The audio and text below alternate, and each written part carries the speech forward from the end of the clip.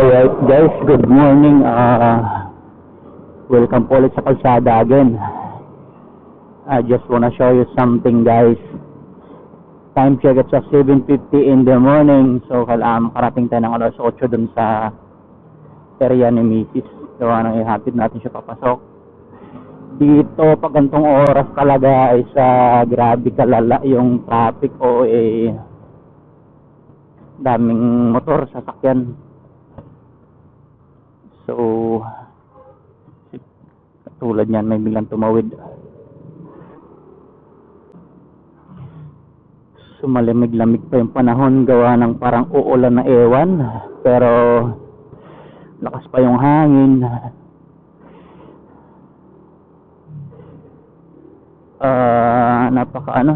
Napakasikip ng traffic. Kailangan natin mag-ingat bawat side by side.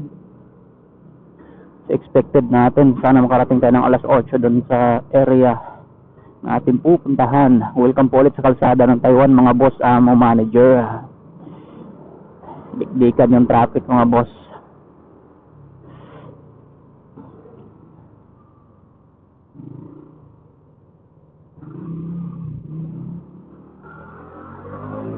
You know. So ang gamit nating resolution is 5.7K by 60 frame per second, and also gumamit tayo ng EB composition na +3. Gawa ng makulimlim ngayon mga boss. Maambon o something a little bit maambon o maulan daw sa weather, pero hindi pa man bumuhos yung ulan, pero makulimlim na, kaya gumamit tayo ng +0.03. So ayun nga, pwede namang dumaan dun sa gitna, pero siksikan kasi ng mga sasakyan, tsaka maraming bus. Nakakatakot kasi pag nasiksik ka sa gitna is yung pag nakatabi ka ng malalaking truck, diyan nadali yung mga mahirap kasi yun. Gawa ng pag di ka nakita ng malaking truck, nasa paanan ka na ng gulong, yari. Kaya na lang, tiis dito sa gilid, kahit usog-usog lang yung takbo, at least safe tayo. Sa rides natin na to o sa biyahe natin na to, hindi na ako gumamit ng Google Map tsaka speed detector o camera detector. Gawa ng alam ko na saan banda sa mga area na yung mga may camera. Kaya ang ginagawa ko, nagmi-minor. Sa bagay traffic din naman, hindi tayo makabuhos ng takbo.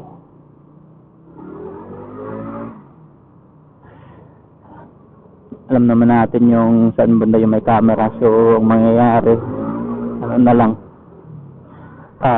pulis yung magiging kalaban mo, yung mga tatanim ng camera. Ganun lang naman ang diferensya Pag meron kang speed cam, magiging kalaban mo yung pulis na lang. Kasi may mga pulis na nag-i-spot, babantay ng overspeeding, kaya minsan stoplight na naman. So ayun na nga, umambo na, pumapatak-patak na yung ulan. Sana naman hindi na lumakas. Hindi ko ng 7:58 na. Expressway number 1 going to south. We're taking the motorcycle lane. Maayos naman yung usog dito, hindi naman ganun ka lamig ng hangin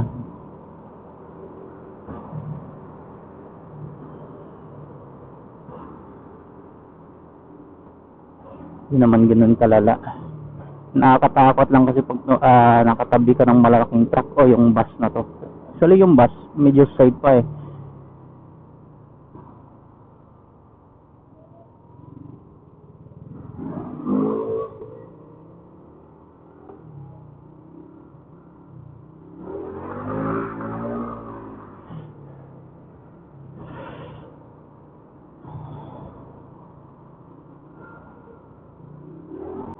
Dito banda kung mag-open ka ng speed cam mo, itad-tad talaga sa camera. Ano, kasya ba tayo dyan, boss? Kasya naman.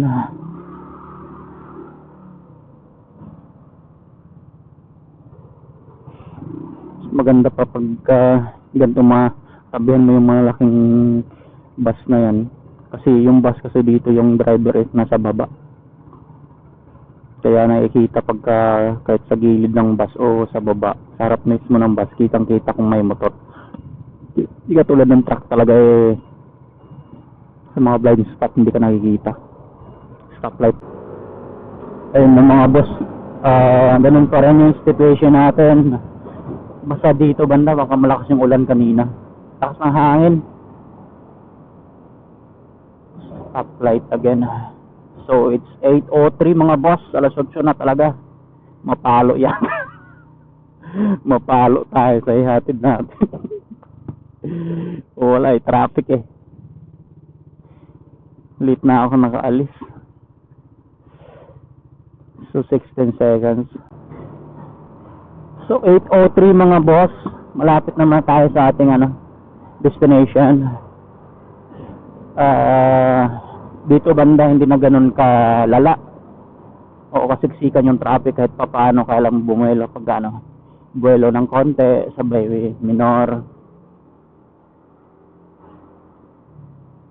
saka hindi na hindi na maraming truck. Yun ang nakakatakot Pasa umaga kasi gawa dahil traffic, gawa ng yung mga bus na to nagpipick up ng pasahero, syempre sa dami naman ang bus, daming papasok sa trabaho na nagbabas o commute, kaya kailangan mag-stop side by side ng mga bus. Syempre yung mga kotse na nakasunod ganoon din, kailangan din mag-stop, kaya traffic. Pero yung mga katulad nitong nakamotor ka, syempre kahit papaano kaya mong sumingit-singit. Kaya safety first na lang.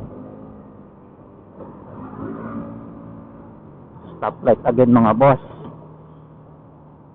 60 seconds, 1 minuto. Alright. So 50 seconds to go, stoplight. Abot pa tayo sa oras. Muntik na tayong mapalo ni Mrs.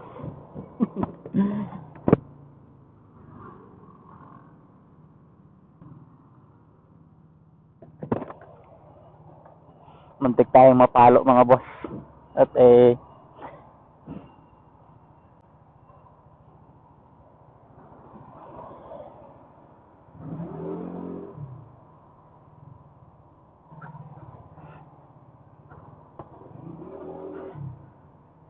kailangan ko kasing ihatid siya sa trabaho niya. Yung pasok niya kasi 5:02, yung sa akin 4:02. Kaya sa akin 4 na araw pa lang wala na, na ako, pahinga na ako. Siya kailangan pa pumasok ng isang araw bago niya mabuo yung 5:02 niya. Malala lang kasi pagka day off ko, ayun,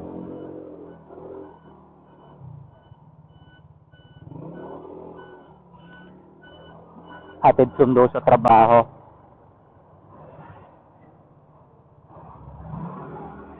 Ay, ng truck na harang sa hindi tayo makalusot. So nakuha natin yung dapat ating kuhanin. Hatid natin pa sa trabaho niya. Paabot naman tayo sa tamang oras. Situation maambon pa rin.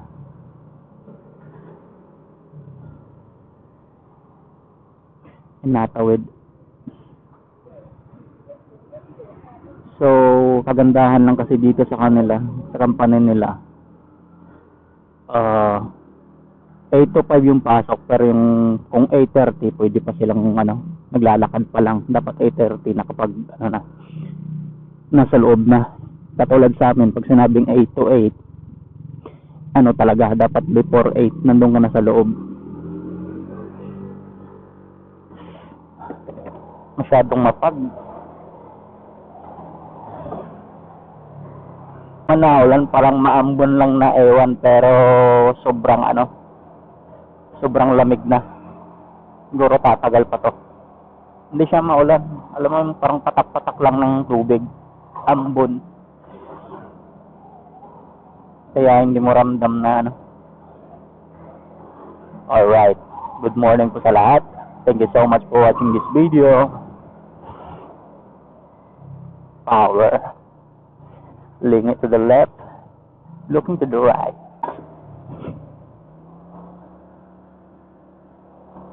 So, naibagsak na natin yung ating epektos.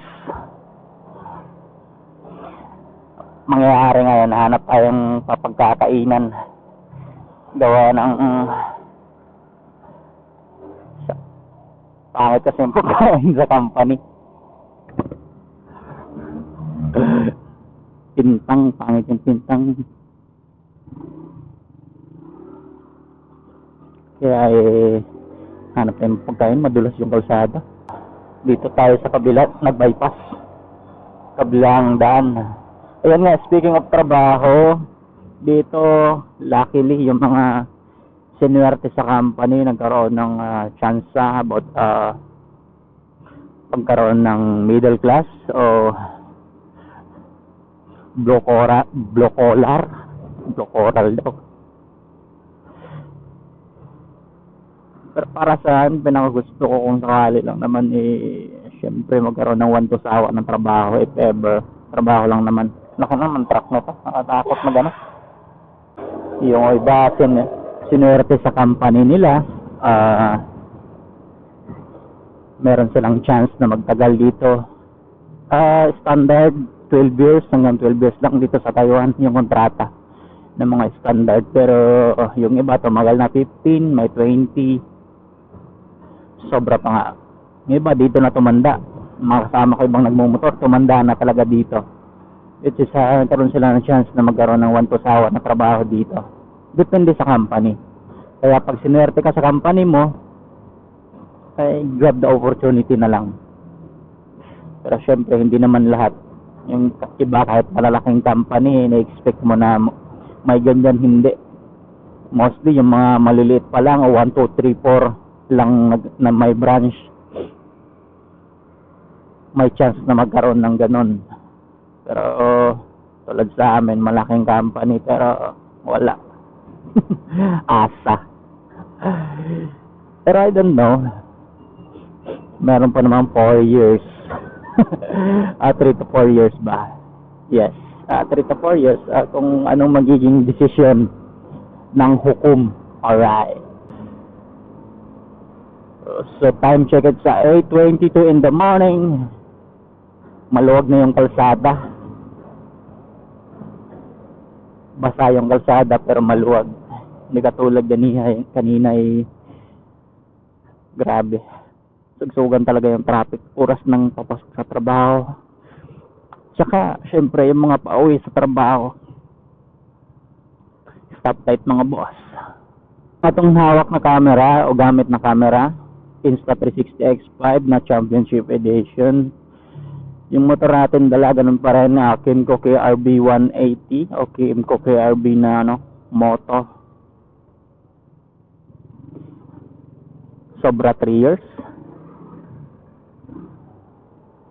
Nasa ating kamay.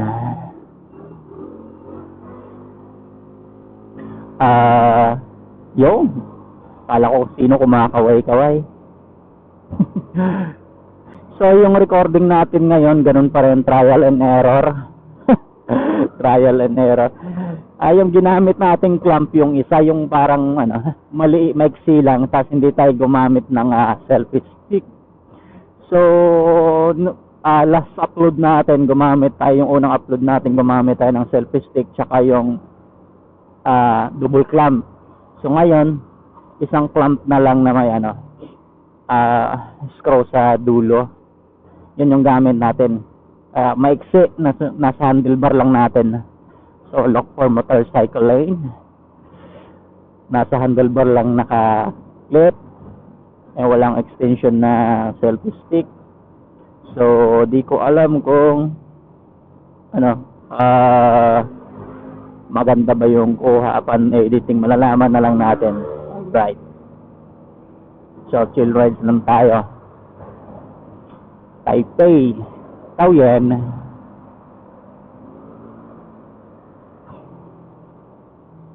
So para maiba naman, dito tayo sa kabila dadaan. Dito tayo sa kabila dumaan. Pero same naman lang naman tayo ng lulusutan. So it's 8:26 in the morning mga boss. And this time, ayan, sumikat na si Haring Araw, lumabas na si Haring Araw. Pero pinipigilan ng ulap, maulap, pero lumabas na yung araw. Pero ganun pa rin, malamig. Dito maraming condominium na nakatirik. Alright, yung iba under construction. Ang trip ng truck nito, bawal sumingid. Dito lang tayo, safety first. Ayan, pinapauna natin yung malaking truck. Kada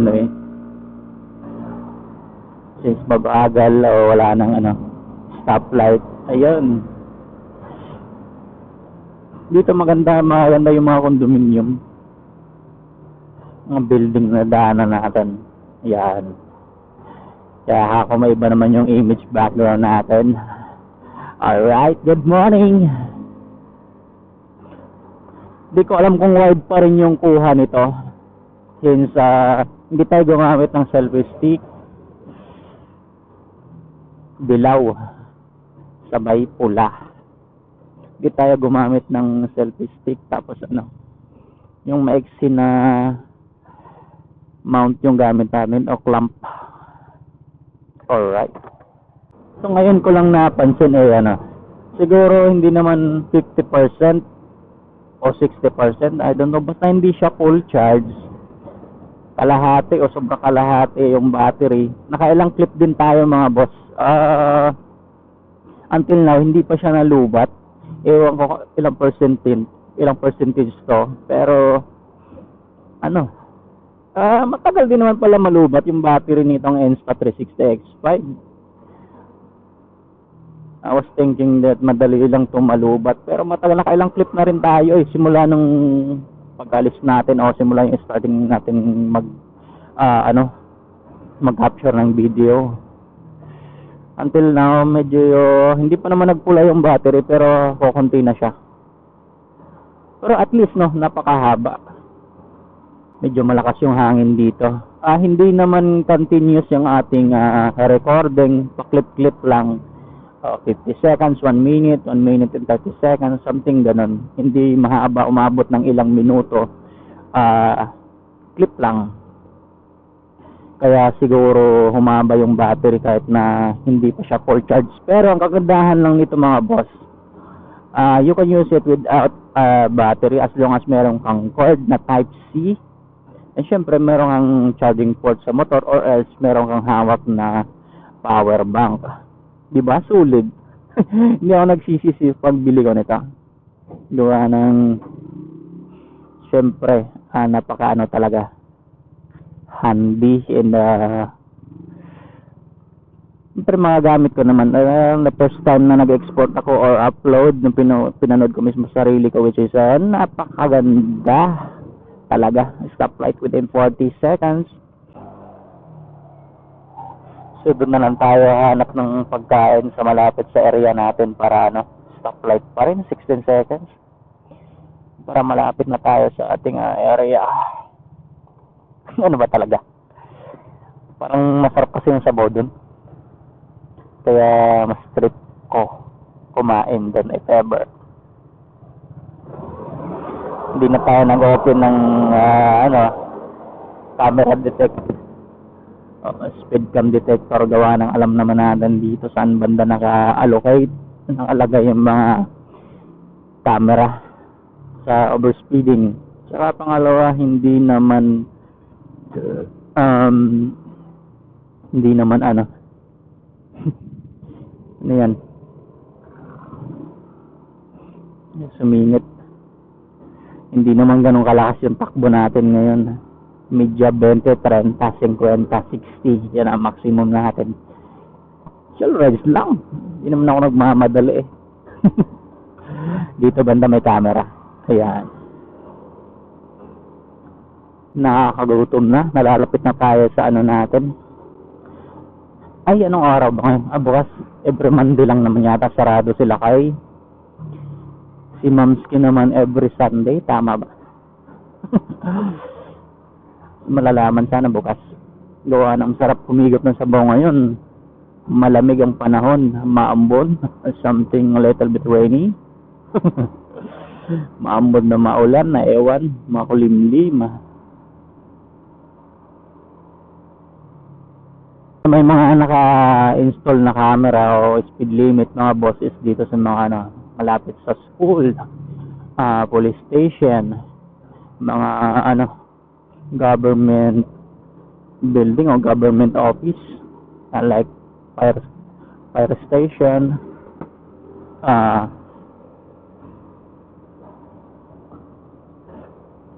yan lang. Yung police station talaga kadalasan marami. Kaya malala talaga pag hindi ka nagminor. Pag nadalag ng overspeeding sa bagay, pwede mong i-try. Huwag lang sumobra sa pag nasobra ka naman sa pagiging overspeeding mo, baka makancel plate ka pa. Yun ang pinakamahirap. Stoplight again, mga boss.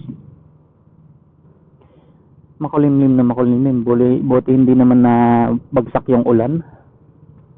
Kaya maayos pa rin.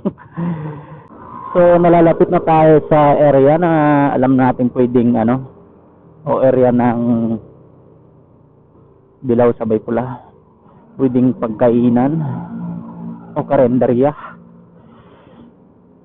So sana may sabaw. Stoplight muna. Yung battery natin kukunti-kunti na talaga. Ilang percent na lang to. Pero solid pa rin.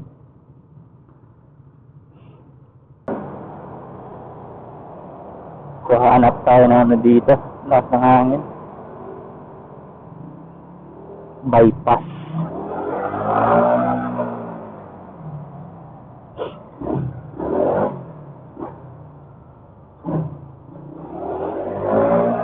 Hanap tayo ng saan tayo pwedeng lumusot para makaiwas sa traffic. Alright.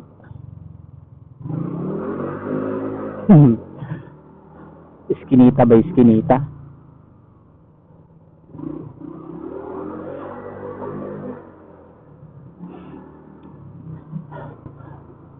Trial and error yung recording natin mga boss. Di ko alam, sana wide pa rin yung kuha kahit na maiksi yung clamp na gamit natin. Naka-clip lang sa handlebar. Malalaman upon editing. Alright. It's 8:42 in the morning. Nabagsak na yung ating epektos sa dapat ng pagbagsakan. Yung maabot tayo sa tamang oras. Akala ko dahil sa traffic stoplight na naman. Akala ko dahil sa traffic hindi tayo aabot. Stoplight. Chill rides muna.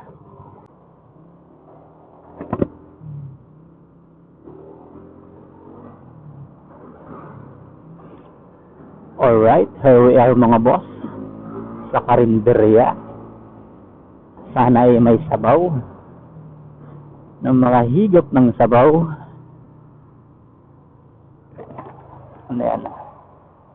Hopefully meron.